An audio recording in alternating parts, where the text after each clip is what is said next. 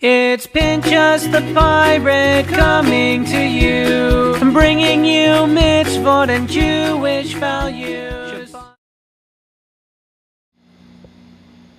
Hello boys and girls, Pinchus the pirate, and we're back for a brand new season. It is the Hebrew month of Elul. That means we're getting for, you guessed it, Rosh Hashanah. No, we're not going to do a video this year about the shofar and the shul goes, what is it? That's right, toot toot toot, because, well, we already taught that song. But I do want to talk about a few very special things, especially since this week's Torah portion is the Parsha of Ki Tetzei. Now, there's quite a lot of mitzvos mentioned in this week's Parsha. We could fill our entire treasure chest just from this week, and I just want to talk about a few of them. You might actually see that tonight, or today, I'm wearing my tzitzis over my coat, because I want to emphasize this mitzvah. Why? Because in this week's Parsha, you guessed it, we talk about the mitzvah of tzitzis. And the Torah says that whenever a man wears a four-cornered garment, we have to put tzitzis on it. We tie the strings with a special amount of knots that remind us of all the mitzvahs that we have to do, and also identify us as a Jew. So in order to always do the mitzvah, we wear tzitzis all the time so that we can always have a piece of clothing with four corners that have tzitzis on them. First mate Dovi has all different designs on his tzitzis. He started wearing them when he turned 3 years old.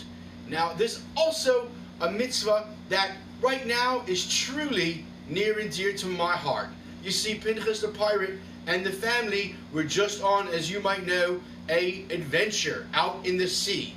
And when we came home and unpacked our ship, lo and behold, all of our luggage disappeared. We couldn't find it anywhere. We picked up the ship phone and we called everyone. We searched and searched and we could not find it.